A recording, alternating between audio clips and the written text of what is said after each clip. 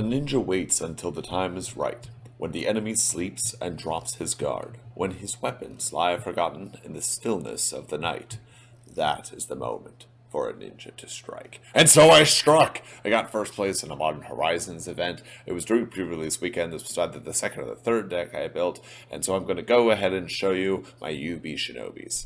So here's the new angle, and here are the cards. So the first card I'm going to talk about is the Changeling Outcast. This thing is fantastic. It's an enabler for white-black changelings, but it's also an enabler here in Shinobis. 1 mana for a 1-1 unblockable essentially says it's a 1 mana 1-1 that will trigger ninjutsu for whatever you want it to trigger. It's good early because you can get a turn 2 ninja. It's good late because it enables ninjas. It's also good for extra pinging damage where you can just get a couple extra points out at the end of the game if it's a tied up board state. This card is fantastic. So the next card I want to talk about is Defile. You would already pay 1 mana for a -2/2 at instant speed and call it Disfigure, so you would definitely play Defile. The floor case is that you pay 1 mana for its cost and you get -1/1 for the 1 swamp that you paid for it, but the real floor case is -2/2, and there are potential upsides of -3/3 or -4/4. It's just very efficient removal even though I'm in 2 colors. Next up is a single copy of String of Disappearances. Blue-black is great. Blue is really good with String of Disappearances. If you're playing against people who aren't running blue, you just play this and it's an unsummon. Or, if you want, you can flicker things back to your own hand with String of Disappearances. Sure, 3 islands is a bit expensive to get the effect of 2 unsummons, but there are plenty of ETB effects, and also it helps to have a ninja in hand so that you can keep your opponent guessing. So next up we have 2 copies of Faerie Seer. It's a 1/1 flyer that when it enters the battlefield scries 2. Because there are multiple decks that can play this and have good synergy with it, it's unlikely, due to that and the state of the early game, that your opponent is going to have removal for it. This makes it an excellent enabler for ninjutsu. There's nothing quite as satisfying as turn 1, Faerie Seer. Turn 2, play a land, swing with Faerie Seer, swap it out for the Ingenious Infiltrator, and draw a card, or swap it out for Azra Smokeshaper. It's really good to swap it out for the Infiltrator because you've just scryed 2. If you know the Infiltrator's in your hand, or you know that you've set it up previously, then you know you're going to draw both of those cards over the course because you scryed 2, so you draw 1 for next turn, and then you draw another 1 for the Ingenious Infiltrator. It sets you up in a good way right off the bat. Okay. It's not a ninja, but the Gluttonous Slug is amazing. First off, it's a 0/3 that's going to evolve with Menace.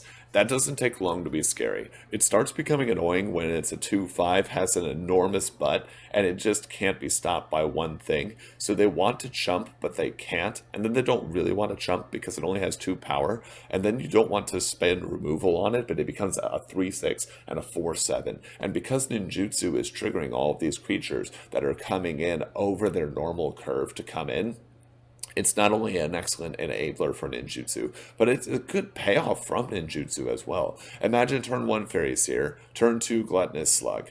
Okay, swing with the Faerie Seer on turn 3, and then you ninjutsu into something big. Okay, so this thing gets bigger, and then when you ninjutsu again, it gets even bigger, and then it only has to happen a couple of times before the slug is swinging as a 3/6 that your opponent has to use removal on, and they're really wishing that they didn't. Next up is Smoke Shroud. It's just tribal synergy, but it's good tribal synergy. So the enchanted creature gets +1/+1 in flying, so you get the evasion. That makes it more likely that ninjutsu will go off, especially in the early stages of the game, because it's very easy to have a big body on a relatively fast creature, courtesy of ninjutsu, provided you have the cards in your hand. And then the way this works is also interesting. So if you swing with a ninja, and then you use ninjutsu, that ninja returns to your hand, the Smoke Shroud goes to the graveyard, and then the new ninja comes out, and now it has +1/+1 and is flying. So some ninjas are a bit underwhelming on their own in terms of raw stats, but they become absolutely crazy when they get +1/+1 and are flying. So things like the Ingenious Infiltrator. 2/3, on the ground, not crazy, not likely to happen too often unless other ninjas are getting in on the action, but wait, it's now a 3/4 and it flies. Oh, you have the hidden ninja, which is a bit underwhelming because it can't be blocked anyways, but now it's a 3/3 that flies, you equip it, and then you ninjutsu out, and now you have another guy that's even bigger. If you have the ninja of the new moon, it's now a 7-power creature that flies, which is absolutely enormous. So it's tribal synergy. It's not the best, but it's pretty good. So Dregscape Sliver is interesting. He doesn't have a lot of synergies in here, but things he does synergize well are great. So he gives all slivers unearthed too. But that means by extension, he also gives changelings on Earth too. Now, there's only one changeling target, and it's the Outcast. But the thing is that the Outcast is so good in this as an enabler, as a late game cleaner. It can be whatever type it needs to be. It enables all of your ninjutsu plays to go through without a hitch. It forces your opponent to have removal for it, especially later in the game, because it starts to get annoying and your hand starts filling up because you are playing blue-black. And so this makes that only target actually quite playable. 2 copies of Scour All Possibilities. Scour All Possibilities is okay. It's sorcery speed. You'd really like it to be an instant, but I guess that would be a bit too strong. Scry 2 and then draw a card is, it's decent enough. I mean, I think it's better than Divination. It's better than paying 3 mana to just draw 2 cards, because you get to inform what you're going to draw. There's also some synergies here, like I was saying before, with the Ingenious Infiltrator, being able to set up your draw and then draw it anyways, or if you're playing with the Faerie Seers, you're scrying out, so you'll find your answers very quickly. The fact that it has flashback means it's not always too terrible to just turn to Scour All Possibilities. While the game state is relatively uncomplicated, set up your next 2 plays if you don't have any crazy ninjutsu starts, and then it sits in your graveyard, and you just wait until the next time you need to use it, and there it is. Undead Augur is a crazy card, just not in this deck. So he really belongs in the black-white changelings. When you have all those changelings and then they all become zombies, then you draw a card and lose 1 life for each time any of them die. That's absolutely insane. As it was, he was very underwhelming here. He doesn't do anything quite as crazy as the Sliver in terms of bringing back the Outcast. Maybe the Outcast dies and you get to draw 2 cards, but he has no synergies outside of that. And honestly, if I had picked up some better cards in the future, I will drop him, and all things considered, I think I should have dropped him for this event. Headless Specter, 3 mana for a 2/2 flyer, which is what this normally comes out to be, is okay. It's serviceable. It never hits Hellbent, as you may have guessed from all of the blue and the scrying and the drawing and the blue and the ninjutsu and the drawing and the blue and the flashback and blue, but that's fine.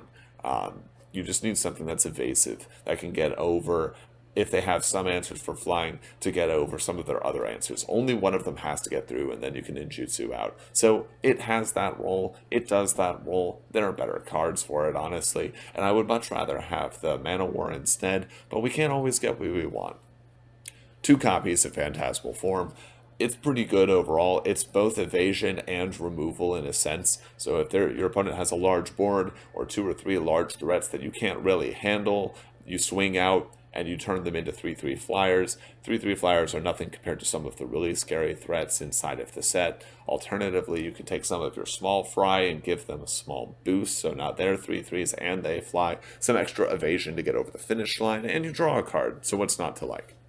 2 copies of Phantom Ninja, and what's not to like? It's a 2/2 that can't be blocked. It triggers ninjutsu whenever you feel like it. Because it's a 2/2, it puts your opponent on a 10-turn clock. If your opponent's at 6 or 8 life, there's nothing wrong with just swinging with this card. It's a little behind on mana cost for you to just be aggressive with it, but it is an out to certain board states that you would rather not enjoy. And if you are playing blue-black like I am and you lock the board up or it becomes a very complicated mess, this is your way to get across that final 6 to 8 damage and win the game. 2 copies of Azra Smokeshaper, and this is a card that I thought was underwhelming when I first looked at it, and then having played with it, I can't imagine what I was thinking. Yes, it does feel bad to pay the full 4 mana for a 3/3 that makes something indestructible until the end of the turn that your opponent could then play around. Yes, that feels awful, but the dream scenario of a turn 1 play into a turn 2 ninjutsuing out for this guy, 3/3, make himself indestructible until the end of the turn, you can't really beat that. It's going to be a board beater for a while. If you're on the play, this is the kind of card that sets up your advantage quickly and shows that you're aggressive. If you're on the draw, this is the kind of card where you're going to play something that's probably on par with their turn 3, maybe even turn 4 play, and this becomes really annoying. It's going to get some free damage because it is such a big body, and it has good stats overall when you consider that you're bringing it in super early. So you know it's going to be a good draft when you get not one but two of one of your signpost uncommons. You just kind of have to celebrate. So Ingenious Infiltrator is definitely cause to celebrate. So first off, he's ninjutsu for an island and a swamp, which is crazy. So you can get this guy out on turn 2, and there are Faerie Seers, and there is the Outcast. That is an entirely doable thing. It's just amazing. And then when you consider whenever a ninja deals combat damage to a player, draw a card. Holy, first off, you put a Shroud on this guy, he's a 3/4 flyer, that's gross. Second off, consider that you could be playing turn 1 Faerie Seer into turn 2 Ingenious Infiltrator, and then turn 3, play another Faerie Seer, and swing with this guy, and it's a 2/3, and it's really annoying for your opponent immediately. The ninjutsu cost is absurdly low, drawing a card in these colors is absurdly good, especially with the scry synergies of things like the Faerie Seer and like Scour All Possibilities. The fact that I got two of them is insane.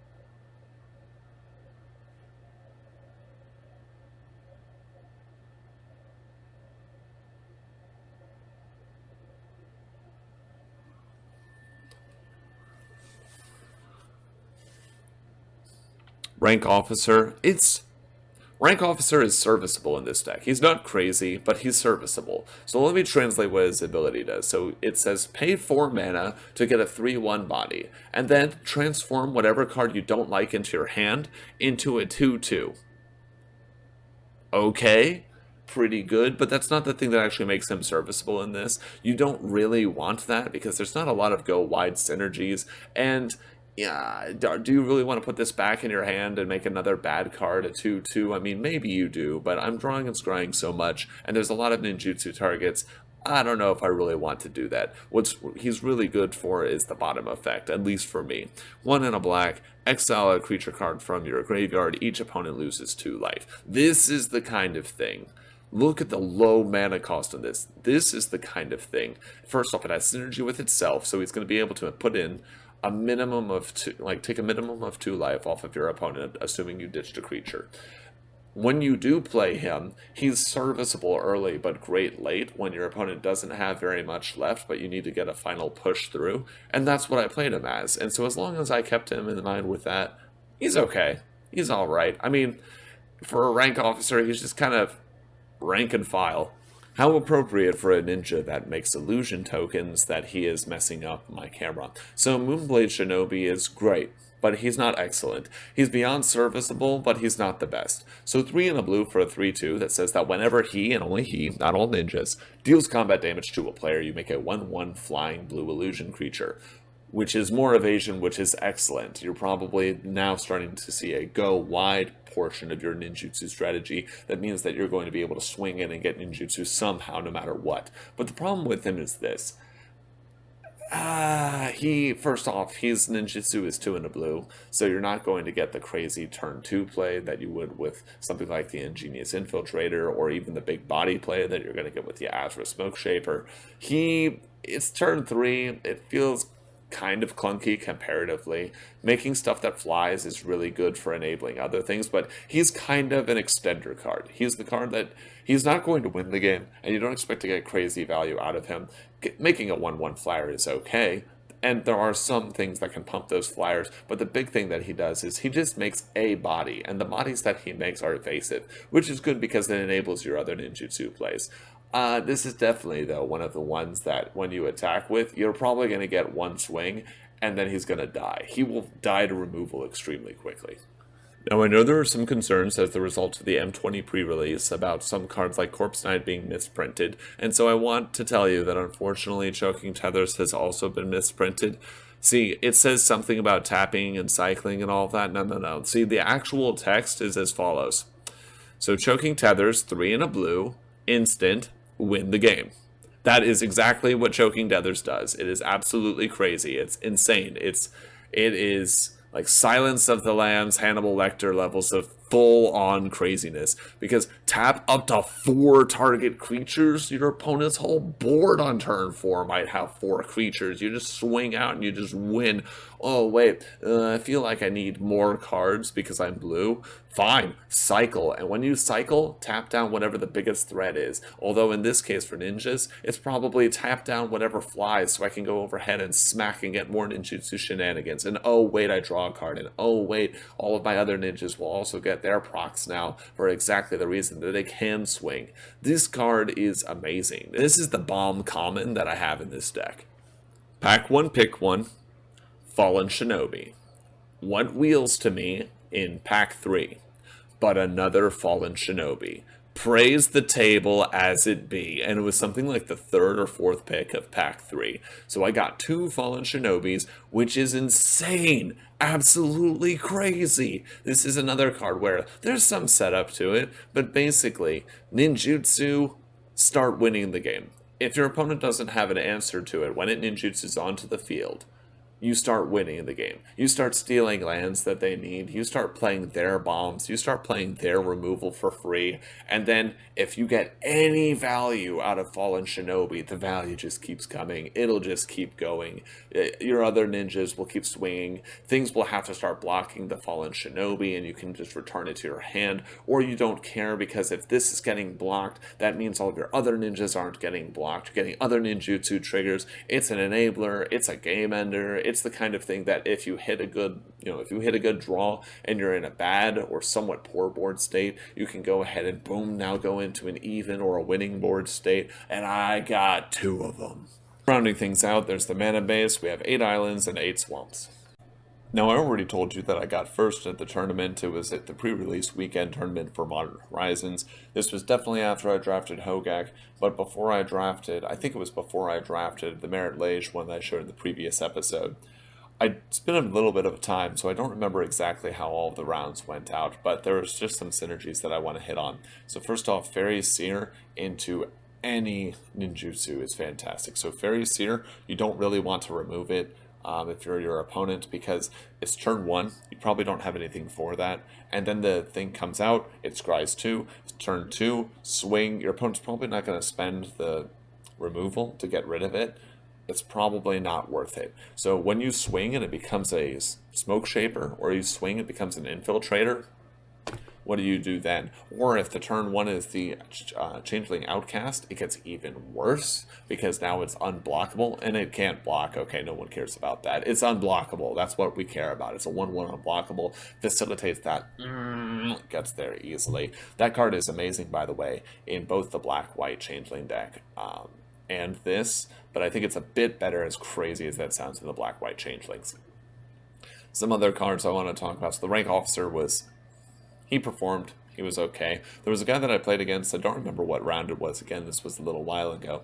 But he had 2 rank officers, and then he rank officered into another rank officer. I'm just looking at his board. It has a 3/1, a 3/1, a 2/2, and a 2/2. And I'm just thinking, that's a lot of combat power that's just sitting over there. Now, granted, it was 8 mana, but that's a lot of power that's sitting over there. That's a bit disgusting. So that's fine. Rank Officer's okay, just not great in this deck.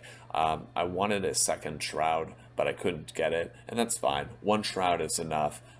Anytime that it falls off, you don't care if your opponent spends the removal on it, because it will come back as soon as another ninja shows up. And ninjutsu has some interesting quirks as well, so some of the interesting aspects of ninjutsu are things like, oh, I played the Faerie Seer, attack, ninjutsu, play this guy. On my turn, string of disappearances, return that guy, the Faerie Seer, or the Changeling, or one of my ninjas, or one of my ninjas and one of your guys back to our hands. And I'm going to get the value out of that.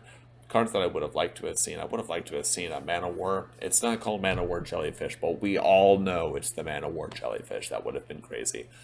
Did I play against anyone that was even really crazy at that tournament? I don't think so in comparison. There was someone else at my table that wanted to play ninjas. He did get a game off of me, because whereas I got, all of the gold ninjas, fantastic, and I got the hidden ninja, which is okay, but he got more outcasts than me. He got 3 outcasts at the table, which is crazy.